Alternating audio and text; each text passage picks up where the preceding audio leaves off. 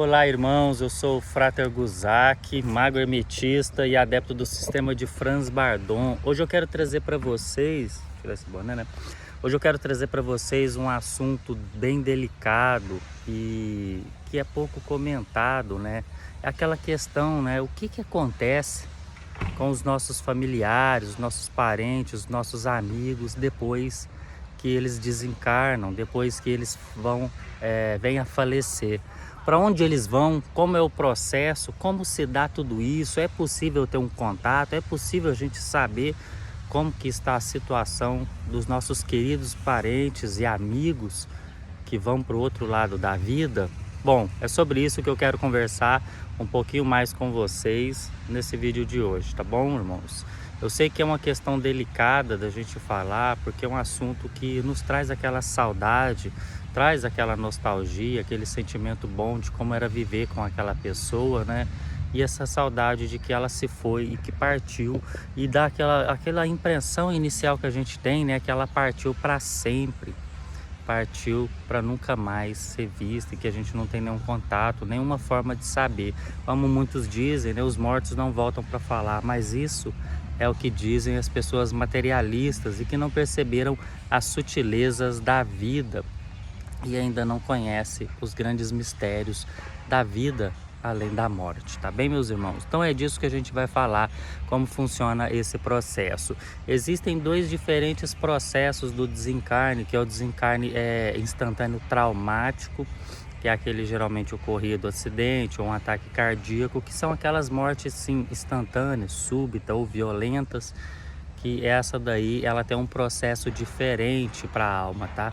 Porque a alma ela não tinha entendido aquele momento, né? A pessoa não estava preparada para aquilo e de repente aquilo acontece. Então ela faz a transição muito abrupta, tá? É muito chocante esse tipo de transição, muito traumática, literalmente, tá bom? Então quando acontece essa transição muito traumática, o comum é a alma ficar muito desnorteada durante algum tempo. Isso pode levar dias, meses ou, dependendo dos casos, até mesmo anos, tá bom? E nesse processo a alma pode acreditar que a morte não ocorreu, pode nem ter percebido a morte. Então ela fica andando aí na interseção na interseção terra astral, tá bom? Terra astral, ou seja, ela está na dimensão astral, dimensão da alma, mas ela está alocada no espaço físico, tá bom? Então muitas das vezes essa pessoa consegue ver as coisas físicas acontecendo ao mesmo tempo que ela está vendo as coisas da dimensão astral dela, tá? É importante você saber essa interseção astral-terra, que é, por exemplo, aqui, ó, a gente está aqui numa natureza bonitinha aqui no físico, tá? Mas aqui também tem tá alocado uma camada da dimensão astral. E na dimensão astral aqui tem uma visão diferente, tá bom? É uma mata mais fechada, aqui eu posso até te falar por causa da minha clarividência. Aqui é uma mata bem densa, bem fechada. Aqui você pode ver cidade, não tem cidade aqui na nossa dimensão astral, nessa região aqui, tá? Tem um pouquinho ali mais para cima, já começa a ter um pedacinho de uma cidade astral. Mas aí, o que acontece? A alma, por ela estar nessa interseção, às vezes ela consegue ver a realidade física, ou seja, uma alma que estaria aqui, às vezes ela consegue me ver e ver essa natureza do jeito que tá, essa cidade do jeito que tá, e de repente ela já volta a ver a interseção astral, a parte astral, uma mata, uma selva, o jeito que tiver, independente do lugar, tá bom? Isso causa uma estranheza muito grande, uma confusão muito grande, dá aquela sensação de estar sonhando. Sabe quando você está sonhando, você está andando no lugar, de repente você vira a cabeça, você já está em outro lugar completamente diferente, te dá aquela estranheza, aquela confusão. É exatamente isso que acontece com as almas, né? Quando elas estão nessa intersecção. E isso causa uma perturbação muito grande, porque a pessoa não sabe o que aconteceu com ela. Então, de repente, ela está tentando ir para casa e de repente ela se vê perdida num lugar que ela nunca viu, num lugar que ela não conhece. Então ela vaga, caminha e fica vagando. É por isso que a gente fala, as almas ficam vagando, porque a alma não vagaria sem motivo, né? Se ela tivesse vendo as pessoas da vida dela, ia para casa dela e achando que está conversando com as pessoas, ela não estava vagando, ela estaria vivendo a vida física dela mesmo estando desencarnada. Mas a questão é que as almas começam a vagar, literalmente elas vagam perdidas, tá? São as almas errantes que a gente fala, as almas andarilhas, almas perdidas. Porque ela tá andando aqui, procurando a casa dela, de repente a dimensão muda, porque ela tá na outra dimensão, que as coisas são diferentes. Então ela não consegue achar a casa dela e fica andando e anda dias e dias, talvez isso dura uma semana, duas, um mês, e de repente, durante um momento, 1 hora, 2 horas, ela volta para a dimensão física, começa a ver a dimensão física. Aí sim ela se localiza, talvez na cidade, ela tenta ir para a casa dela, mas quando ela tá quase chegando ou tentando ir, ela se perde de novo, porque some a dimensão física, ela passa a ver a dimensão que ela vive, a dimensão que ela existe, a dimensão astral, e aí a alma fica vagando, tá? Dependendo do nível evolutivo, espiritual da alma, isso pode durar dias, meses ou até mesmo anos, tá? Em salvo casos mais raros, eu já tenho relatos de que durou mais de 100 anos a alma errante, tá bem, irmão? Isso é no caso das mortes mais abruptas, tá? Mortes aí de repentina, do nada.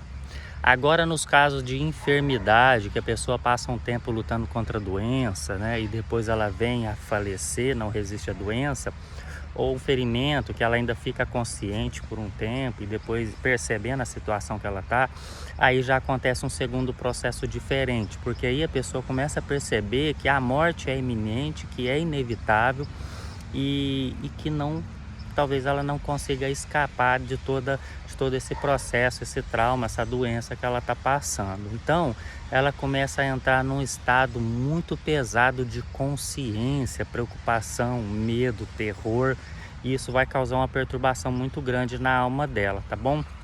E, querendo ou não, ela já começa aí meio que se preparar para o fim da vida física iminente. Então a cabeça dela fica contaminada, digamos assim, com aqueles pensamentos de morte, medo, terror durante dias, meses, dependendo da doença, dependendo do tempo que dura essa luta da pessoa contra essa doença grave. Então quando ela acontece o desencarne, ela já tem a suspeita do outro lado, tá bom? Ela chega lá, ela já suspeita. Então realmente eu desencarnei. Embora quando ela está com a doença, ela tem aquele mal-estar, né? A dor da doença, os problemas da doença, do outro lado ela ainda continua sentindo. Então muitas pessoas vão ter dois caminhos aí. Muitas pessoas vão desencarnar e vão achar que ainda estão no hospital, por isso que no hospital ficam muitas almas, irmão. Os hospitais, a gente chega no hospital, é aquela energia ruim, né? Uma energia esquisita, sendo que é um lugar que ajuda as pessoas, né? Um lugar que traz saúde, né? Era para ter uma energia boa, mas pelo contrário, tem uma energia estranha. Ninguém quer ficar em hospital. Mesmo você vai lá com uma gripezinha, uma dor de cabeça, que você vai consultar, você já quer meter o pé e ir embora logo, não é? É por causa disso. Lá tem muitas almas ali que estão achando que ainda está doente, que está internada, porque elas estão sofrendo da condição que elas sofriam antes, a dor, o mal-estar, a fraqueza, a dificuldade de ter consciência, lucidez. Então, por mais que elas estão sofrendo, ela acha que ainda está ali no processo de tratamento, ainda está no processo hospitalar e ficam ali muito tempo, depende de cada tipo de alma, tá bom? Aí algumas outras almas já percebem que houve o desencarne, aí elas vão passar por um período também de perturbação, porque o astral vai mudando, geralmente você quer despedir do parente, quer falar pro parente, a primeira coisa que acontece com a alma, gente, irmãos, é que ela quer chegar lá, ela chegou do outro lado, ela quer falar, nossa, existe outro lado, olha só, talvez a pessoa não acreditava, talvez a pessoa acreditava, mas é aquele acredita, mas não tem certeza, entendeu? Aí quando ela chega do outro lado, a primeira coisa que ela quer fazer é correr contar pros parentes. Mas ela está noutra dimensão, os parentes estão num processo de luto, um processo diferente, um processo talvez eles não acreditam na espiritualidade. Não precisa acreditar para você constatar, mas quando você não acredita, tem muitas vezes que a pessoa nega aquilo, tá? Você fala que uma coisa existe, aí ela não acredita, ela põe a negação naquele negócio. Ah, não existe, pronto, não quer nem saber de nada sobre isso, entendeu? Aí a alma vai tentar comunicar, mas só que ela também está nessa transição na interseção terra astral. Ela vai ter dificuldade e tudo mais, tá bom? Mas outra coisa que acontece também, dependendo do nível evolutivo da alma, ela pode desaparecer da zona terra, ela não fica na interseção terra astral, desculpa. na interseção terra astral, ela fica alguns dias e ela pode ir para regiões umbralinas, o que a gente chama dos vales infernais, tá? Ela vai sem querer, simplesmente é levada. Existe caso que sombras levam a pessoa, sim, mas quando ela vai para vales muito profundos de muita maldade, tá? Aí sim, aí tem sombras que as levam. Mas na maioria das vezes ela simplesmente aparece lá, não sabe como que ela chegou lá. Então ela fica tentando sair de lá o tempo todo, tentando descobrir o que é aquilo, tentando avisar que ela tá bem, que ela continua existindo, tá bom? E ela fica nesses vales aí, dependendo da questão evolutiva da alma delas.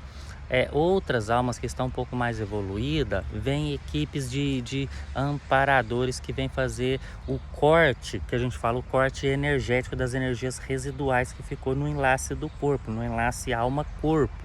E aí esses amparadores vêm e cortam. Então essa pessoa, ela pode ser guiada para uma cidade espiritual, uma colônia espiritual, onde ela vai para um hospital, tá? Sempre que chega lá, elas vão para um hospital, porque elas ainda estão com esse mal-estar. Por mais que as almas mais evoluídas, elas não estejam tão doentes como estava fisicamente, mas elas ainda estão doentes, sim, porque a doença física, ela é uma desarmonia energética. Então a doença física, ela também está na alma, tá? Então a alma fica doente.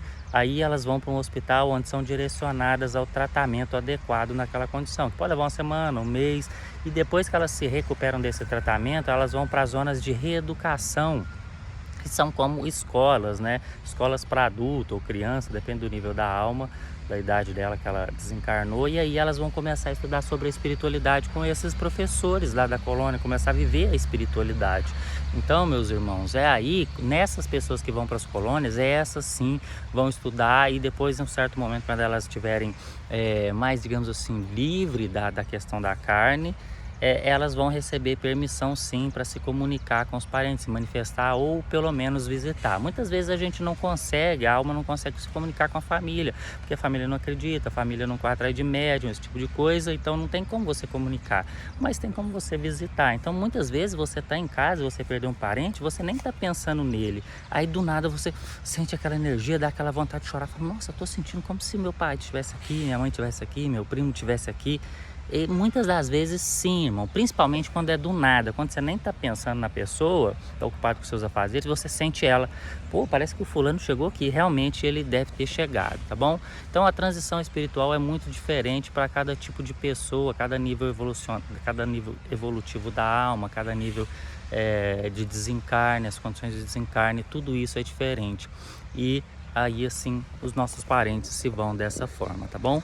Em algum momento, mesmo aqueles que vão para as regiões umbralinas, eles conseguem se elevar, chegar numa colônia e voltar, mas o tempo depende de cada um. Uns podem demorar talvez 100, 200 anos, e nisso os parentes que estavam aqui desencarnam no processo, podem se reencontrar lá, se reencontrar numa colônia. Muitas vezes também, quando a pessoa desencarna, familiares que já tinham falecido há muito tempo vêm.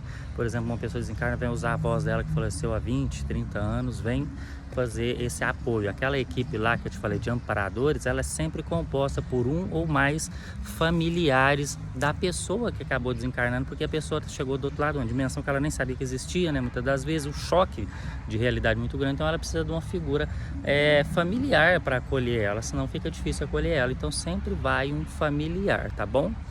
E é isso, meus irmãos, é isso que eu tinha para falar sobre o mundo espiritual, quando os nossos parentes, os nossos amigos, os nossos primos, e até mesmo nós um dia vamos desencarnar. Essa é a realidade a qual vamos nos deparar. Então é isso aí, irmãos, muito obrigado por estarem aqui, se inscrevam no canal, nós temos grupo no Telegram com conteúdo exclusivo, especial, todo final de semana, tá? Tem uma aula especial todo final de semana gravada que você vai ter acesso.